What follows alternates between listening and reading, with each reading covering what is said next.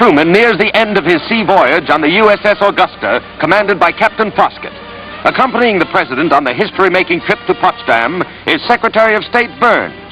During the voyage up the English Channel, the British cruiser Birmingham and several destroyers provide an honor escort. Mr. Truman debarked at Antwerp, Belgium, and was flown to his momentous conference near Berlin, where he met Prime Minister Churchill and Marshal Stalin.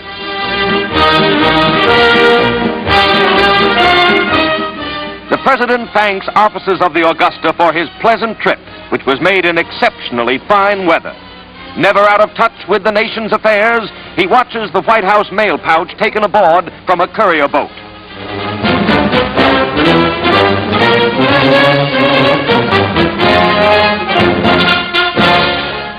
Prior to landing, Mr. Truman confers with Secretary Byrnes and Admiral Leahy, who will be his two chief aides in a meeting which may well determine history for generations. However, the President takes time out to enjoy some of that good Navy chow with the seamen.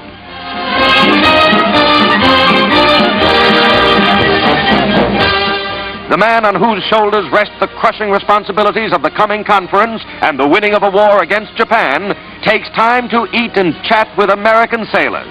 He is the President of a democracy.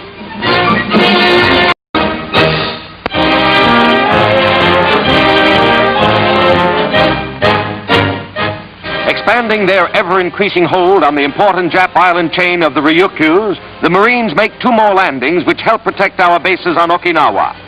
These latest attacks were made on Ibeya, 25 miles northwest of Okinawa, and at Auni, 35 miles west. As our forces drive closer to the main Jap islands, more and more enemy troops learn to surrender to our humane Yanks.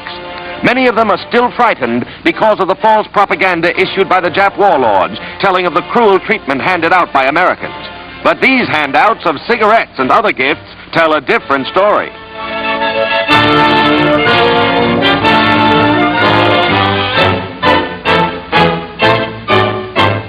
The battle for these two new valuable outposts is over. Victory here is complete. Meanwhile, on Okinawa, the last die-hard Japs are being routed from their hold.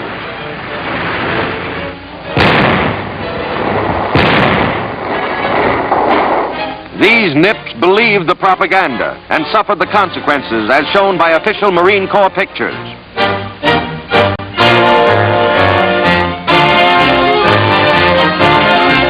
Shell-shocked, a native child is taken in by the Marines.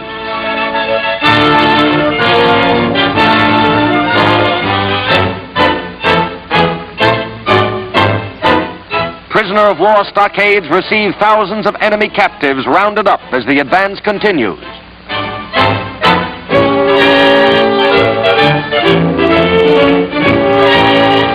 With Okinawa and others of the Ryukyu safe in Yank hands, the sea and air war is being carried to the very shores of Tokyo itself.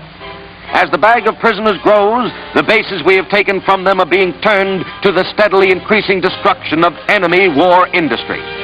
General Joseph Stilwell is on hand to witness final victory.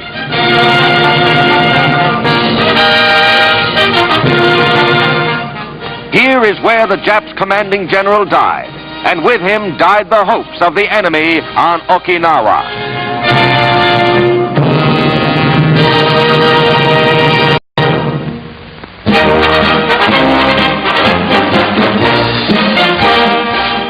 British and Canadians roll into Berlin to occupy their slice of the German capital. With the Russians and the United States, they will rule the city. In the center of Berlin, Stalin, bigger than life, looks down on one of his women traffic cops. The British zone is quickly marked in preparation for the flag-raising ceremony that makes it official, with General Baranov representing the Russians. Civilians get a small taste of Allied power as mobile units pass in review before Major General Leahy, commander of the British forces in Berlin. Troops go sightseeing in the once great city, and everywhere famous landmarks are in ruins, most damaged beyond repair. Most popular with the soldiers is a visit to the Chancellery for a souvenir of the former occupant, Hitler. Even chandeliers are stripped.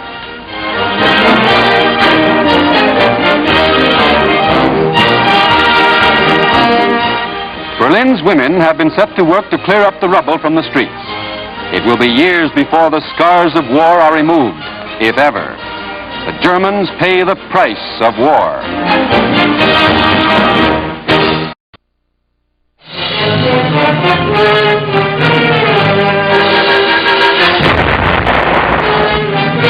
This cameraman on the deck of HMS Valiant got the shot that's the dream of every newsreel man. The British battleship Barham has been struck by a salvo of torpedoes and is sinking rapidly in the Mediterranean.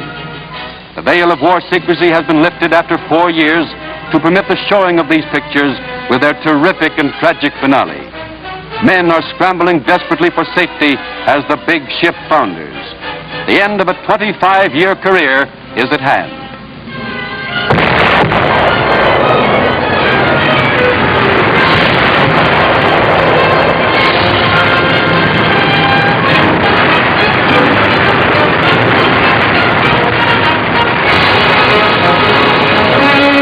A gallant ship died.